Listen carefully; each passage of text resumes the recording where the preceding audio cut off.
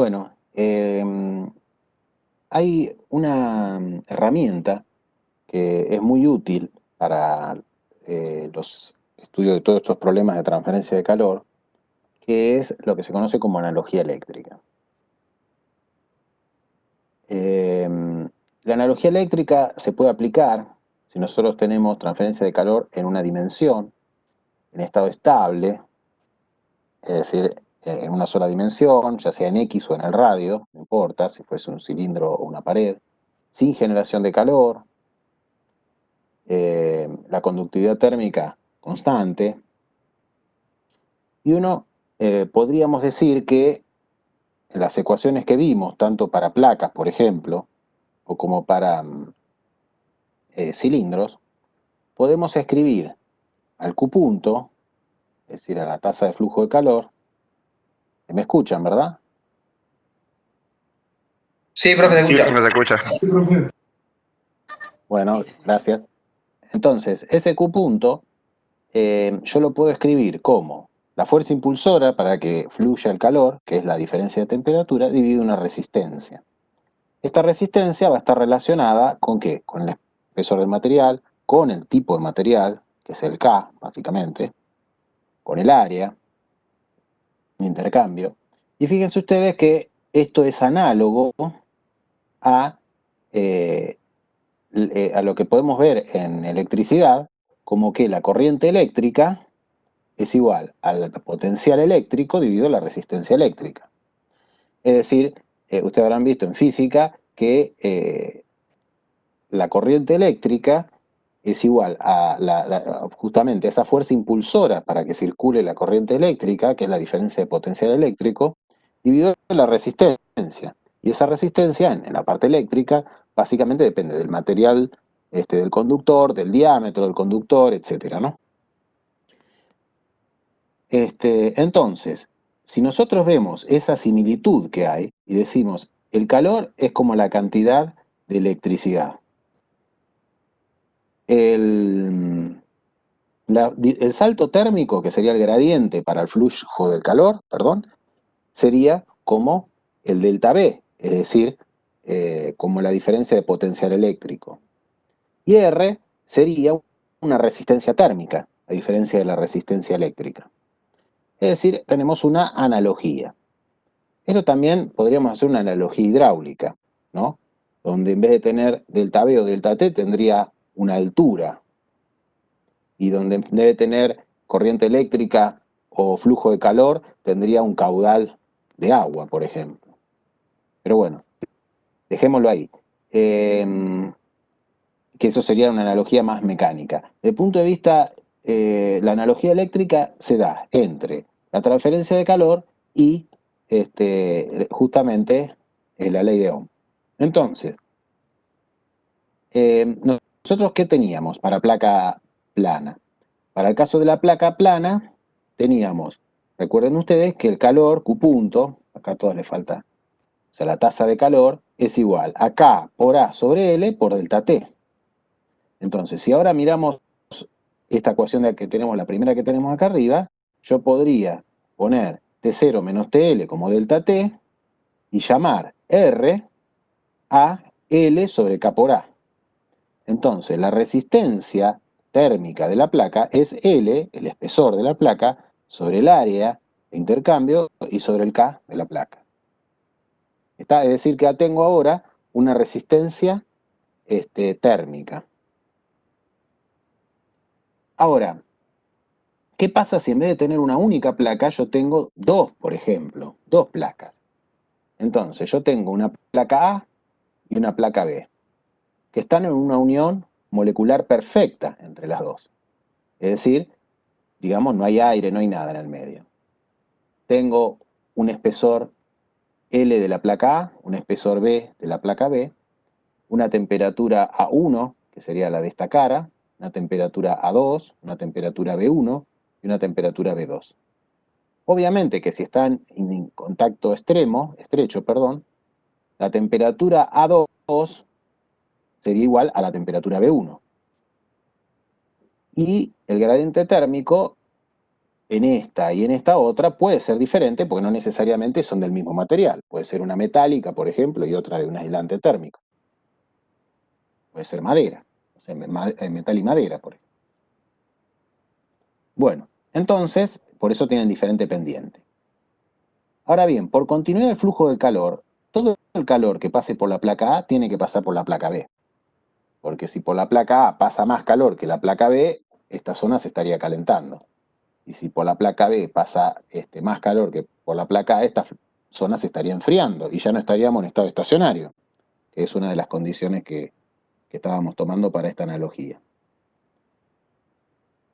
Entonces, yo puedo decir que TA1 menos TA2, es decir, aplicamos en definitiva la ley de Fourier a esta placa, ¿no? Es igual a Q, que pasa por A, por LA sobre K sub A. Es decir, fíjense que está cambiado, pero esto es Q igual, ¿no? A delta T por K sobre L. Fíjense que esta Q que pusimos acá es Q minúscula. En general, cuando nosotros ponemos la Q minúscula, se refiere a que estamos, Q punto minúscula, ¿no? Que estamos trabajando por unidad de área. Es decir que esta sería Q grande dividido A. Es decir, la Q grande que vimos hoy dividido el área, que pasó dividiendo, es esa Q minúscula que estamos poniendo ahora. Es decir, es calor por unidad de tiempo y por unidad de área. ¿Está? Le llamamos a veces tasa de flujo de calor, porque es tasa por unidad de tiempo de flujo por unidad de área.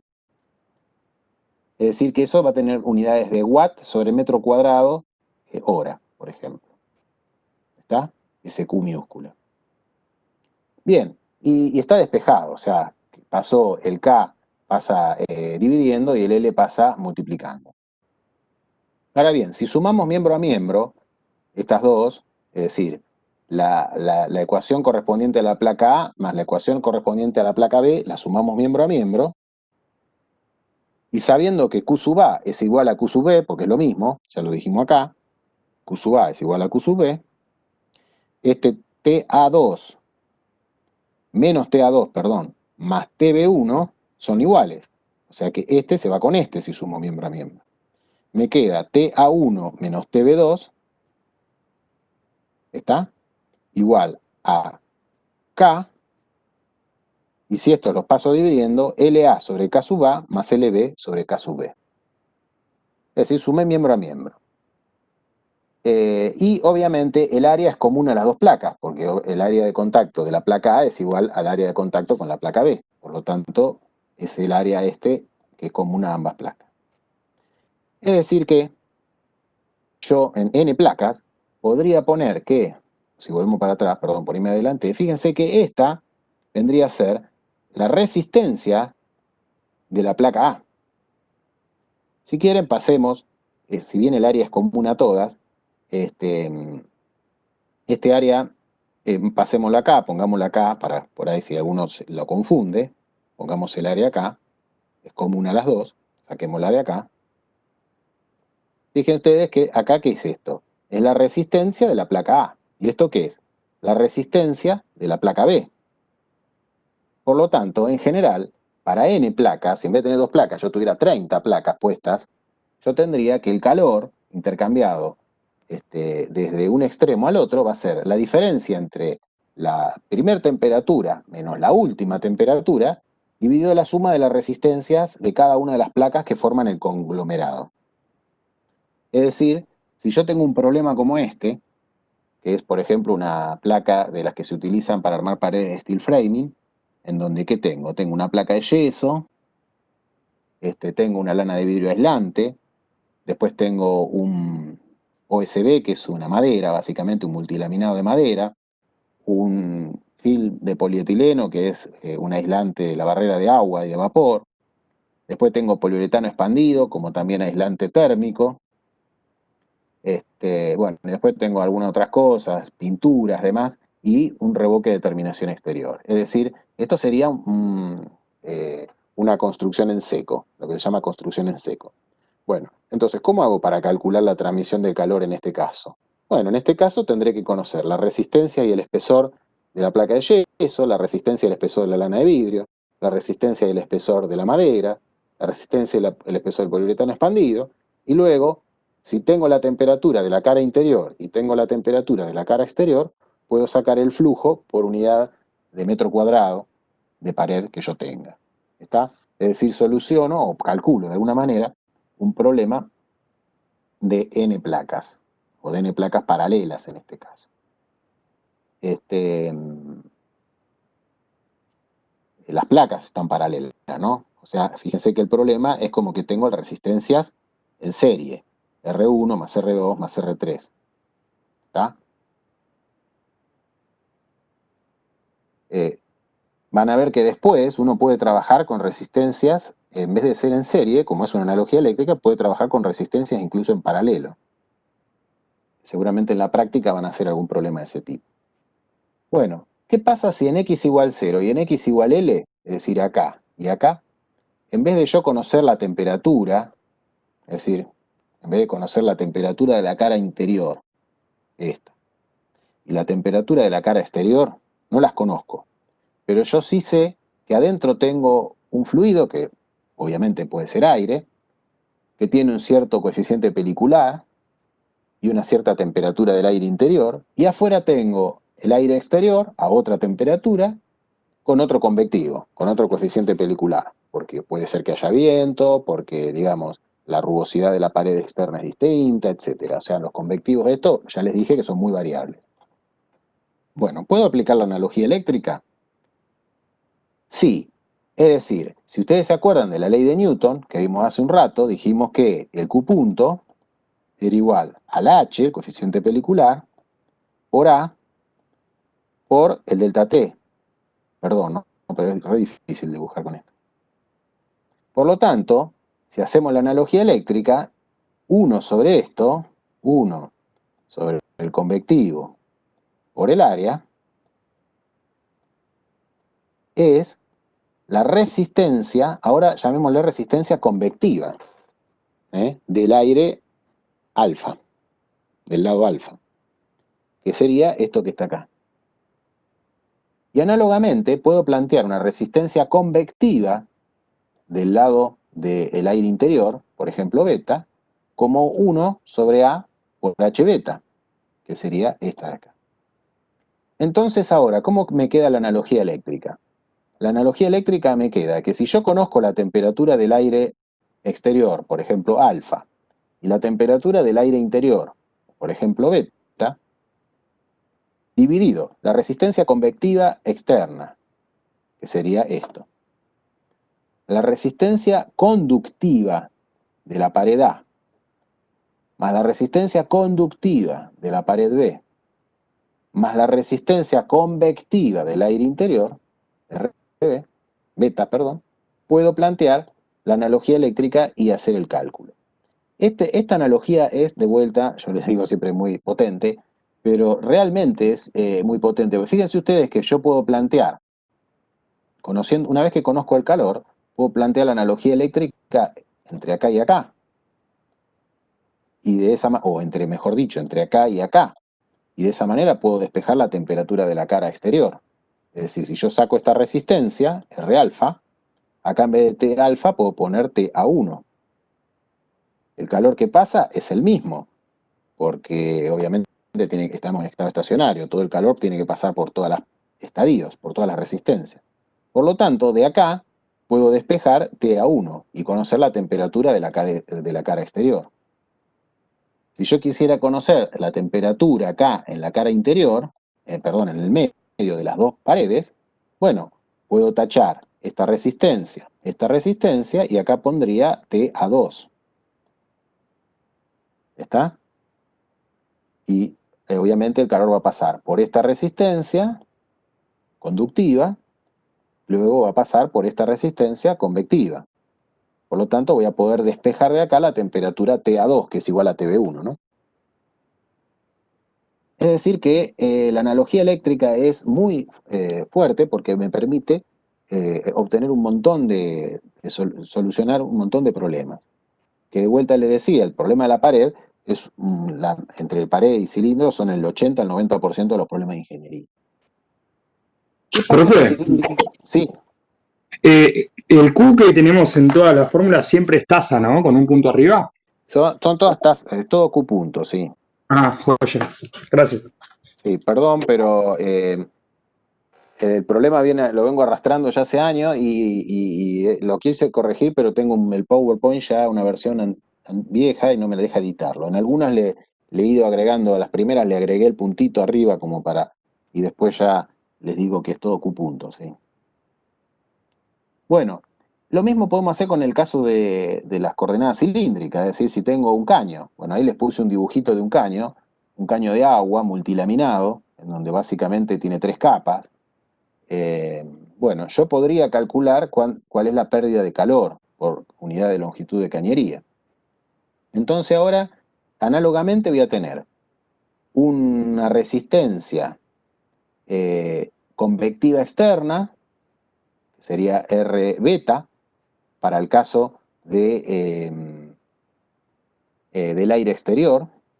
Fíjense que acá esto no es ni más ni menos que área por el convectivo.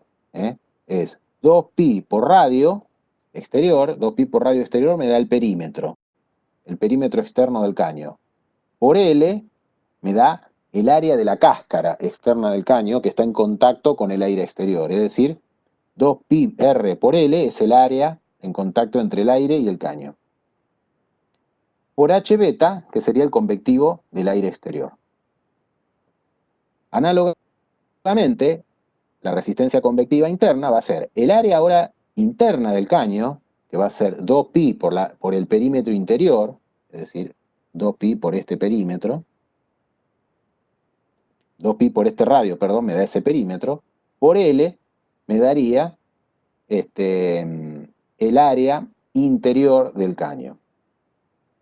De vuelta, ya lo van a ver en la práctica, pero nosotros generalmente los problemas los resolvemos con L igual 1. Entonces, lo que nos dan, todos los valores que nos da, es de calores por unidad de longitud de caño. Entonces yo, una vez que tengo ese valor, tengo 10 metros de cañería, lo multiplico por 10. Tengo 100 metros de cañería, lo multiplico por 100. ¿Está? Bueno, y R beta, RB, perdón, y RA serían las resistencias conductivas del material A y del material B. Supongamos que tienen dos materiales, podría tener uno solo, podría ser un caño de cobre y sería uno solo material. Donde esto sale de la ecuación que vimos hace un rato. Bueno, me fui para el otro lado. Planteando eso, obviamente que estas resistencias las van a reemplazar en esta ecuación, ¿no? Es decir, si tengo un problema de placas, estas son las resistencias que tienen que usar para la conducción y para la convección. Si tienen un problema de cilindros, tienen que usar estos valores de resistencia para la conducción y para la convección. Siempre reemplazando en esta ecuación que es la analogía eléctrica. ¿Está? Donde este R puede ser una suma de R de muchas resistencias.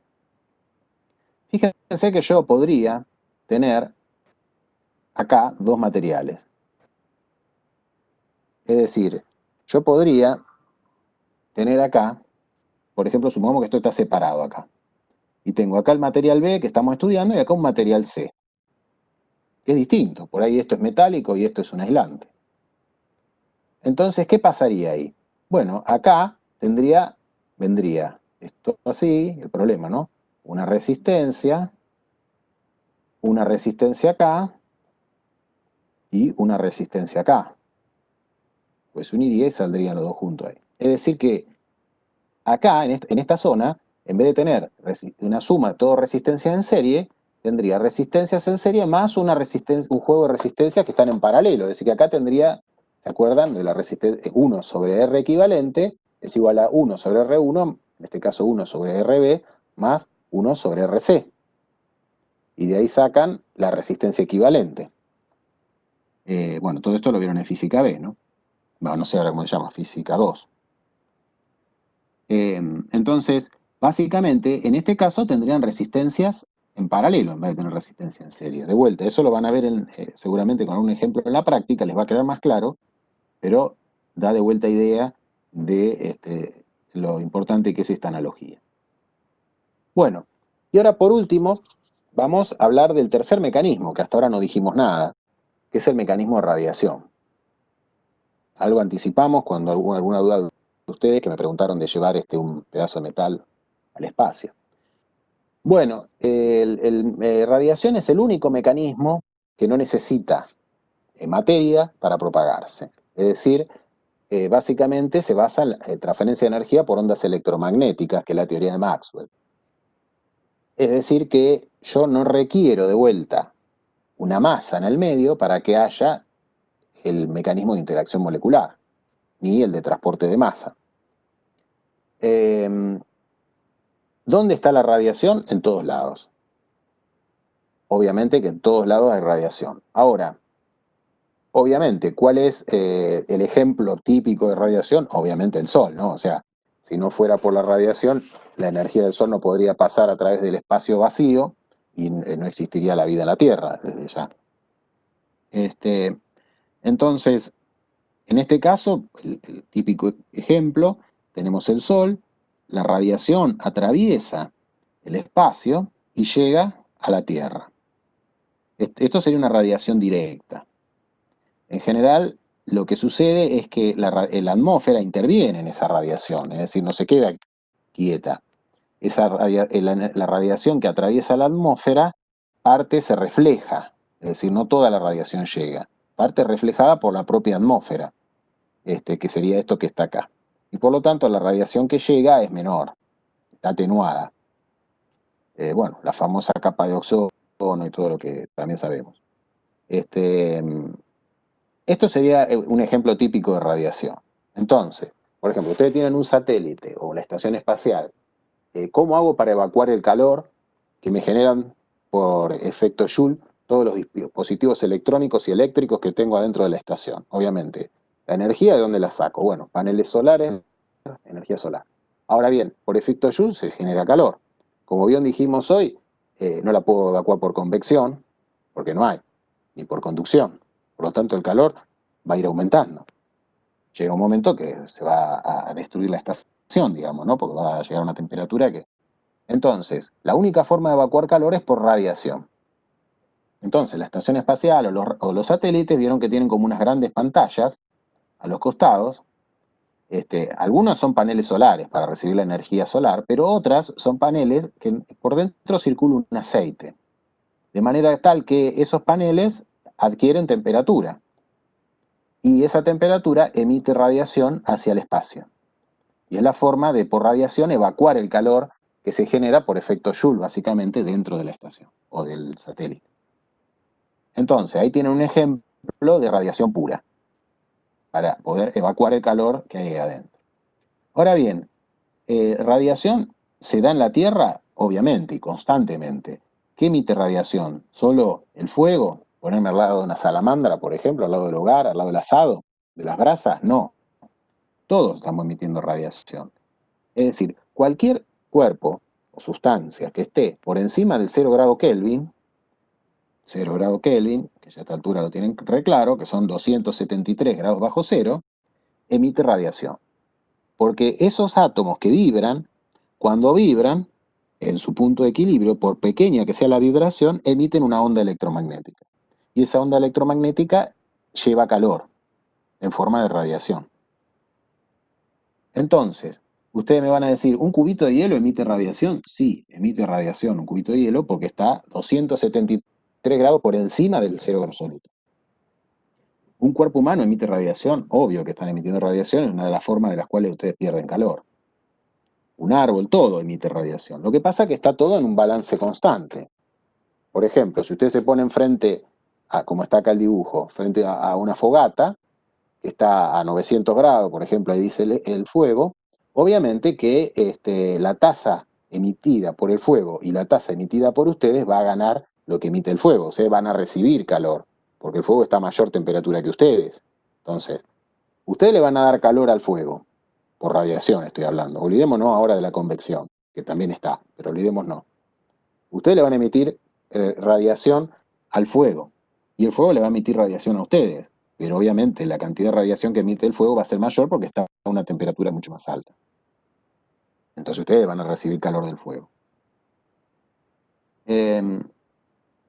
Bueno, todas las sustancias son capaces de emitir radiación, como dice ahí, como el resultado de su temperatura absoluta, por estar por encima de los 0 grados Kelvin, y también son capaces de absorber. Todas las sustancias emiten y todas las sustancias absorben. Bueno, eso ya está repetido. La ley ahora que rige la radiación para cuerpos negros es la ley de Stefan Boltzmann. O sea, yo creo que ustedes, no sé qué física 3 me parece, pero esto lo tienen que ver, lo deben ver, cuando ve la ley de Maxwell, la parte de radiación lo tienen que ver.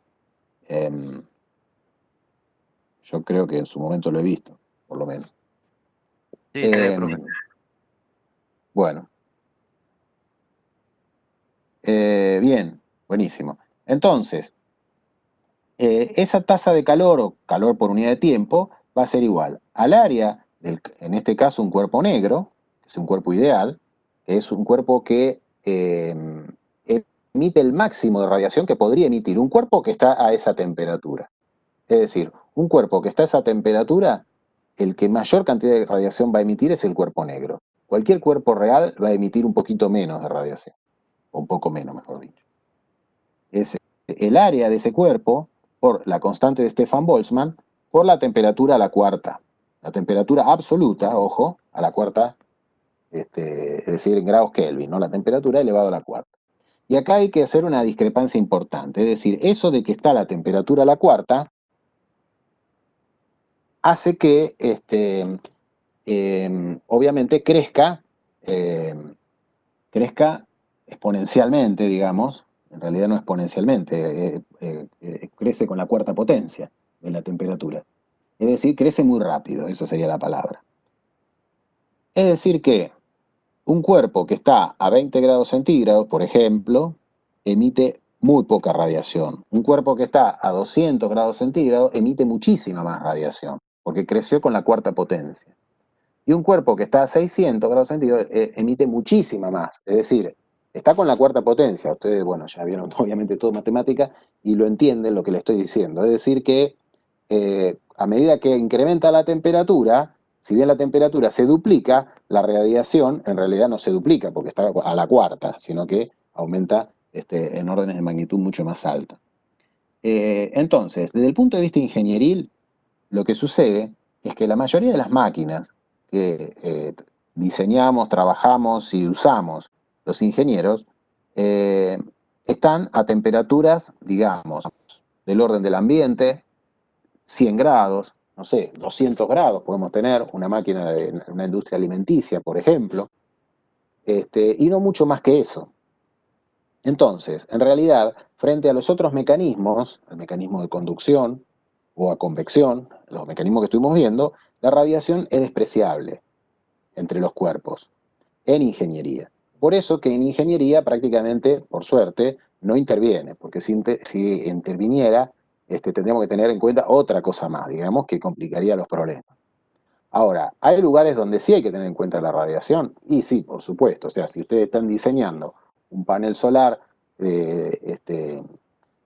para energía solar térmica, que quieren calentar agua dentro de unos caños para calentar una piscina, para calentar no sé, sus casas, etcétera, ahora que está tan de moda las energías renovables, obviamente que van a tener que tener en cuenta la radiación, en este caso la radiación solar. Si están diseñando el hogar de una caldera, por ejemplo, donde va a haber combustible, un combustión, o la cámara de combustión de un motor, o una turbina, que todo esto lo vamos a ver ahora en un par de clases, no la radiación, pero digamos estos aparatos que estoy hablando, ¿no? Un motor de combustión, una turbina, una caldera, etcétera. Obviamente que ahí adentro, cuando yo diseñe eso, la voy a tener que tener en cuenta, porque estoy hablando de temperaturas de 1000 grados, 800, 900 grados. La radiación ahí sí entra en juego. Pero en lo que es la ingeniería, digamos, son poquitos casos. Entonces, en general, la radiación se puede despreciar. Y por suerte, ¿no? De vuelta. Bueno, ahí está, justo. Contribuciones importantes solo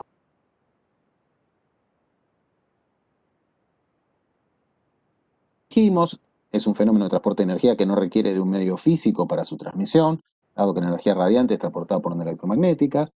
Si el medio es el vacío, la transferencia ocurre a la velocidad de la luz, bueno, eso no se los dije, en el vacío, y la energía radiante no es atenuada. Es decir, todo lo que emite va a ser recibido, porque no hay nadie que intervenga en el medio. En cambio, si hay alguien que interviene en esa radiación, se llama que hay un medio, o sea, si no interviene nadie, como estoy diciendo ahí, perdón, se dice que el medio es no participante. El medio no hace nada, es decir, toda la radiación que sale llega. Ahora, si de la radiación que sale no llega toda, porque el medio que está en el medio, perdón la redundancia, interviene, se dice que el medio es participante, que sería el caso de la atmósfera. Es decir, a la superficie terrestre no le llega toda la radiación solar que recibe el planeta Tierra, porque la atmósfera es un medio participante, que justamente parte de la energía la absorbe la propia atmósfera, calentándose el aire, parte de la radiación la refleja, es decir, que la rebota hacia el Sol, y solo un porcentaje lo deja pasar hacia la superficie terrestre. Bueno, la radiación es un fenómeno volumétrico, es decir, todas las moléculas y todos los átomos que tengan un cuerpo están emitiendo radiación. Lo que pasa es que generalmente se lo considera superficial, porque si nosotros nos metemos en el seno de un sólido, la radiación que emite una molécula es recibida por su vecina y no sale al exterior del cuerpo. Entonces es como que, digamos, el balance queda ahí adentro. Y solo las moléculas que están en la superficie del cuerpo son las que están emitiendo la radiación hacia el exterior. Pero en realidad todas las moléculas emiten. Por eso se dice que es un fenómeno volumétrico, pero generalmente lo consideramos superficial porque solo las moléculas que están en superficie son las que lo emiten hacia el exterior. Y es de naturaleza espectral porque la radiación abarca todo el espectro de longitudes de onda. Es decir, no hay una longitud de onda solo donde hay radiación. La radiación abarca todo el espectro. Y también es direccional. Es decir, si yo me pongo delante del foco de radiación, voy a recibir una cierta intensidad, y si me pongo al costado de la radiación, es decir, esto pasa lo mismo con una lámpara, ¿no? Con la iluminación. Es decir, si yo, por ejemplo, esto de que digo que es direccional, si yo, por ejemplo, tengo acá un foco o digamos una fogata, y me pongo arriba de la fogata, o me pongo acá al costado, o me pongo acá, no recibo la misma radiación. ¿Está? Es decir, la radiación es direccional. Por ejemplo, en realidad se hace un dibujo que es de intensidad de radiación, que es un dibujo más o menos de esta forma. Es decir, si yo me pongo acá, recibo el mínimo de radiación. Si me pongo acá o acá, recibo el máximo de radiación. Si me pongo acá, recibo casi nada. Había una pregunta por ahí. A ver.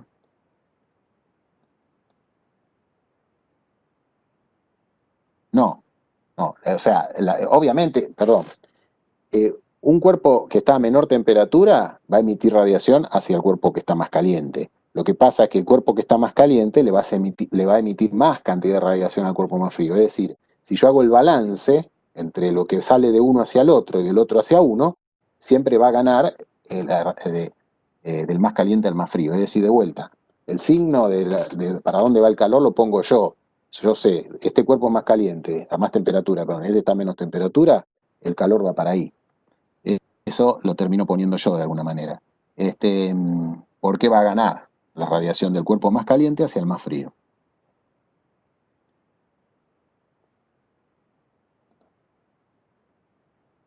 Bueno, entonces lo que les decía, que incluye todo el rango de longitudes de onda.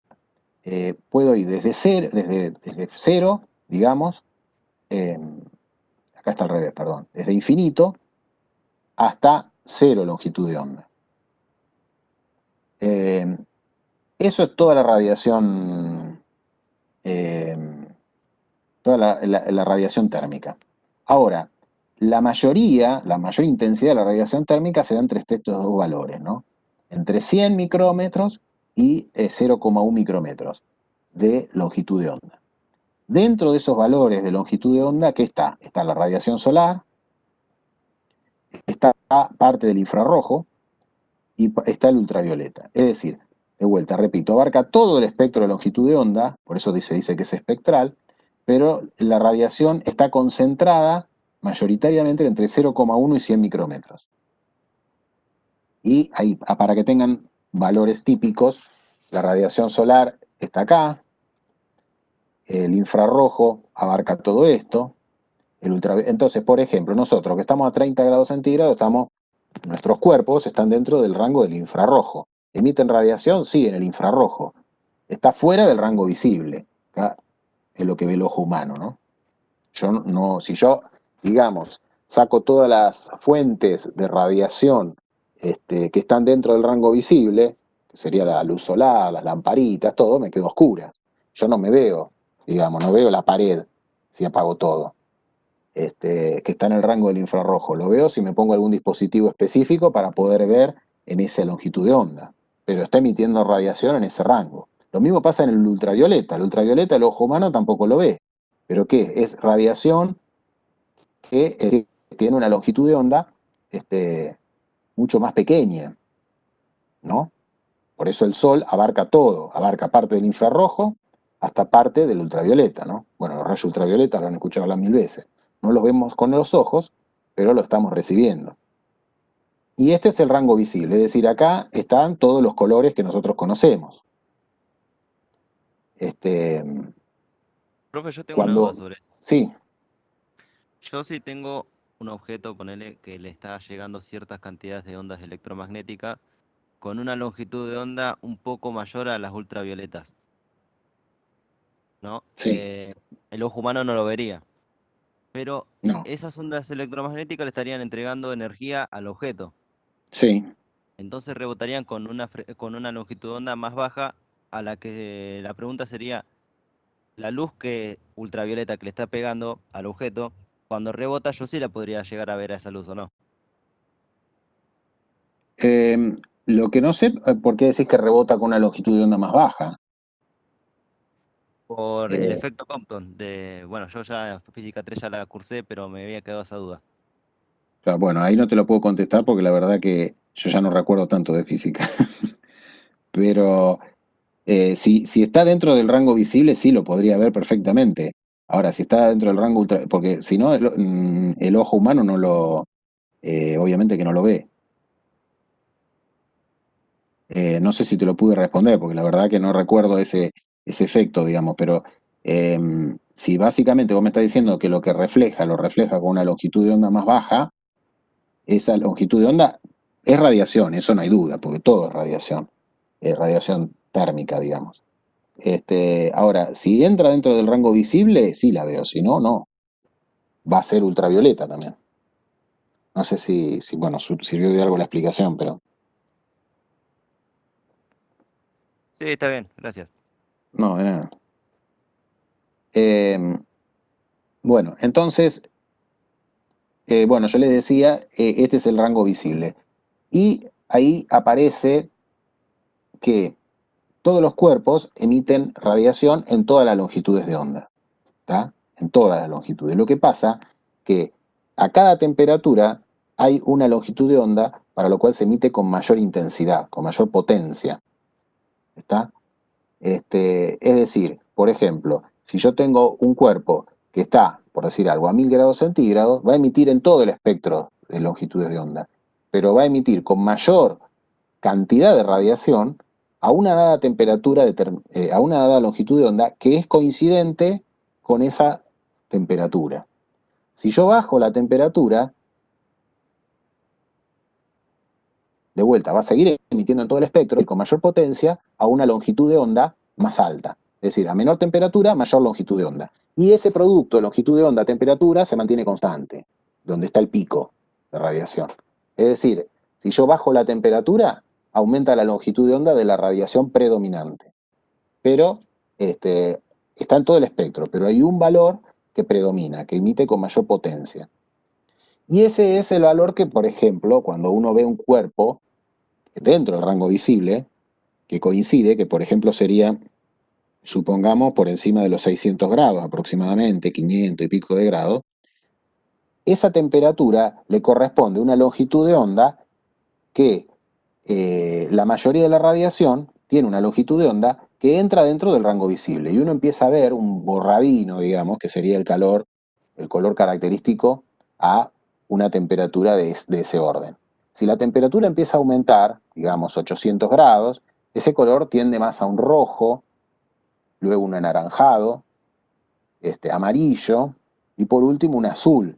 Es decir, toda esa gama de colores que uno va viendo es que lo que está viendo justamente es la parte de la radiación que emite el cuerpo que está emitiendo con mayor intensidad, con mayor potencia, mejor dicho, con mayor potencia, en la longitud de onda correspondiente a ese color, al amarillo, al azul. Entonces muchas veces una forma de evaluar o de estimar la temperatura es con el color. Es decir, la gente antiguamente, viendo una llama, por ejemplo, la llama de una vela, sabía que tenía menos temperatura que una llama azul de un mechero, digamos, ¿no? Por ejemplo. Y bueno, ¿por qué? Por el color. Y bueno, en las materiales también actualmente tenemos pirómetros y equipos para medir temperatura, pero antiguamente los artesanos, los orfebres, etcétera, ¿cómo hacían para manejar los materiales? Lo manejaban por el color. Ellos sabían que según el color que iban tomando el metal, estaba a punto o no de empezar a trabajarlo. Bueno, los que trabajan el vidrio también. Bueno, medio que nos estamos yendo por las ramas. Pero entonces les decía eso básicamente, que la radiación es en todo el espectro, pero hay un punto, un pico, que corresponde, o sea, de mayor potencia correspondiente a cada temperatura. Si yo varío la temperatura, ese pico se va corriendo. Y corresponde al color. Si entra dentro del rango visible, lo veo. Si está fuera del rango visible, obviamente que no lo voy a ver. Bueno, esto ya lo sabemos. O sea, básicamente se da la velocidad de la luz en el medio. Que si fuera el vacío, el medio, bueno, perdón, fui para atrás. Si fuera el vacío, bueno, estos 300.000 kilómetros por segundo que tanto escuchamos hablar. Bueno, ¿qué pasa con esa energía que estábamos hoy hablando? Es decir, si yo tengo una radiación que llega de otro cuerpo que está a mayor temperatura, supongamos que es el Sol, como para hacernos una idea. Esa radiación incidente, de esa radiación incidente, parte de la radiación va a ser reflejada, parte va a ser absorbida y parte va a ser transmitida, salvo que este cuerpo sea un cuerpo negro. Si este es un cuerpo negro, nosotros sabemos que ¿qué va a hacer? Se va a chupar toda la radiación, es decir, que el alfa, que está acá, alfa, que es lo que se conoce como la absortividad, va a valer 1 directamente. Si fuera un cuerpo negro, la absortividad va a valer 1, es decir, del 100% de la energía que le llega, se queda con el 100%. Absorbe el 100%, porque es un cuerpo negro, un cuerpo ideal. Los cuerpos reales, en realidad, no van a absorber toda la radiación que les llega. Parte de la radiación la van a absorber con un alfa menor a 1, obviamente. Un cuerpo real va a absorber con un alfa menor a 1. Parte va a reflejar, que ahí aparece este concepto, el Rho, que es la reflectividad, es el porcentaje que refleja, y parte la va a transmitir, tau, hacia el otro lado, que es el porcentaje de transmisividad. Entonces, si yo tengo, por ejemplo, un cuerpo transparente, prácticamente no va a reflejar nada ni va a absorber nada, pero va a transmitir todo, ¿no? Es decir, transmisibilidad 1, porque es un cuerpo transparente. Ahora, si yo tengo un cuerpo que refleja mayoritariamente,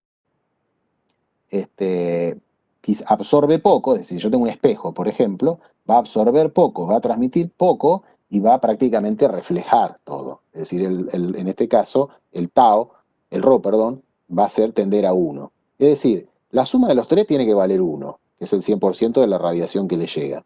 Ahora, ¿cuál vale más? Bueno, si es un cuerpo negro, este vale 1. Si es un cuerpo semitransparente, este tau tiende a 1. Y si es un cuerpo especular, este va a tender a 1 digamos. Básicamente esto es respecto de la radiación incidente que le llega a un cuerpo. Entonces, repito, si el cuerpo es un cuerpo negro, un cuerpo ideal, vamos a absorber todo lo que llega. Si el cuerpo es un cuerpo real, como pasa con la atmósfera, por ejemplo, la atmósfera parte la refleja, parte lo absorbe y parte lo transmite hacia la superficie terrestre. Bien, entonces llamamos cuerpo negro aquel que tiene alfa, absortividad igual a 1, es decir, que absorbe todo. Y el cuerpo negro a su vez tiene otra característica que es un perfecto emisor. Otra variable es la emisividad. Acá todavía no la habíamos puesto. La emisividad es cuánto emite. O sea, hoy vimos que la ley decía, la de Stefan Boltzmann, Q es igual a A, el área, por sigma, por la temperatura a la cuarta. Y dijimos que esta era la ley para un cuerpo negro. ¿Se acuerdan? Bueno, en realidad, si este cuerpo no fuese un cuerpo negro, o sea, perdón, si este es un cuerpo negro, esto me faltaría acá multiplicarlo por épsilon. Lo que pasa es que la emisividad en un cuerpo negro, épsilon vale 1. Esto vale 1. Entonces, por eso no lo puse hoy. Porque en un cuerpo negro emite el 100%. Es el mejor emisor. Hoy creo que lo dije es un emisor perfecto. Ahora, un cuerpo real, épsilon es siempre menor a 1. 0,9, 0,8, 0,7, 0,6. Es decir que un cuerpo real, por ejemplo, por decir algo, épsilon vale 0,7, emitiría el 70% de la energía que emitiría un cuerpo negro. Y ese es el concepto de emisividad. Es decir, emisividad es el porcentaje de energía que emite el cuerpo si no es un cuerpo negro. Si es cuerpo negro, emite el 100. Si es un cuerpo real, va a emitir menos de ese 100%. Por eso aparece ese valor de emisividad que de vuelta es siempre menor a 1. Bueno, entonces, por un lado tenemos lo que los cuerpos reciben, que es básicamente lo vemos por acá, de la radiación incidente, un porcentaje reflejan, un porcentaje absorben y un porcentaje transmiten. Y por el otro lado tenemos lo que el cuerpo emite. Es decir, voy a borrar porque tengo un desparramo acá. Es decir, este cuerpo, por estar a una dada temperatura, no sé cuál sería, Tx, pongámosle Tx, va a estar a su vez emitiendo radiación, más allá de todo esto que le llega, que refleja, etc. ¿Qué es lo que va a emitir este cuerpo? Va a emitir su emisividad, que va a ser menor a 1, porque es un cuerpo real, por la constante de Stefan Boltzmann, por el área que tenga el cuerpo, por su temperatura a la cuarta. Tx a la cuarta. ¿Está? Eso es lo que va a emitir. Bueno, rápidamente vimos esto de radiación. Bueno, todos los principios los vimos rápidamente. Espero que hayan podido más o menos entender lo que vimos en la clase. Mañana van a hacer una guía con algunos ejercicios de todo esto, un par de ejercicios como para poder afianzar un poco más los conocimientos. Pero de vuelta, lo que es radiación es algo que desde el punto de vista ingenieril no es tan utilizado. No le vamos a decir que no es utilizado porque no es verdad. Es utilizado, pero digamos, no tanto. En la práctica de la ingeniería, de vuelta, les repito, las temperaturas no son tan altas y la despreciamos la radiación. Sí, utilizamos muchísimo lo que es convección y conducción. Eso a diario, digamos. La radiación por ahí la vemos más como anecdótica. Pero si ustedes tienen que diseñar algo, como de vuelta, repito, en lugar de una caldera, un colector solar, etcétera, no va a quedar otra que tenerla en cuenta. Bueno, no sé si tienen alguna duda de esto, si quedó algo en el tintero, como decían antes. Creo que acá está la última diapositiva. No, hay un videito, yo me había olvidado. No sé si lo puedo... a ver si lo... Voy a poner de vuelta al curso. No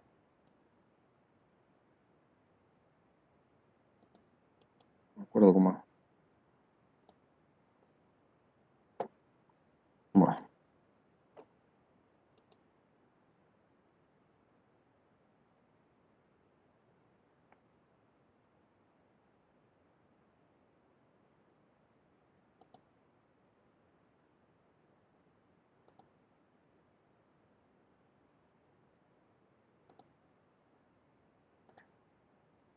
No sé, no me acuerdo cómo.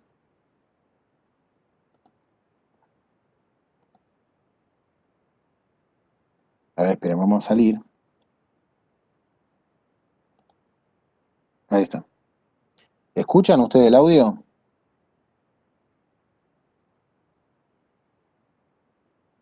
¿Escuchan el audio o no? ¿No? Bueno, No, profe, no. a ver, esperen un poquito que vamos a hacer un recurso no muy.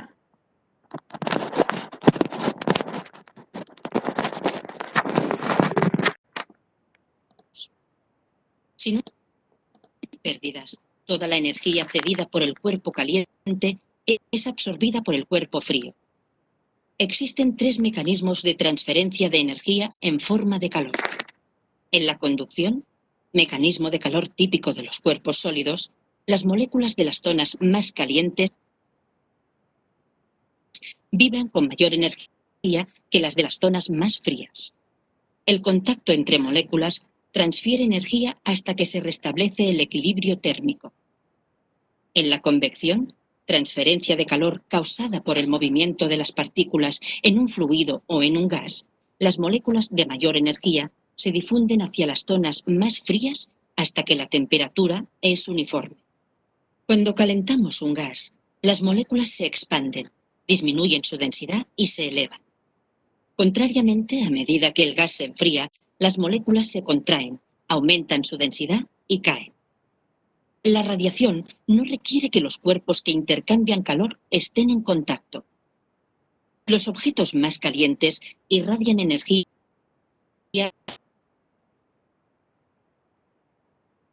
es absorbida por cuerpos más fríos, aumentando así su temperatura. Bueno, el video no aporta demasiado, digamos, ya para la clase que dimos, pero bueno, tiene algunas falencias. Ahí en convección solo habla de la convección natural, etcétera, pero bueno, para que tengan un cierre de la clase. Bueno, no sé si quedaron dudas, más o menos se entendió los 3 mecanismos.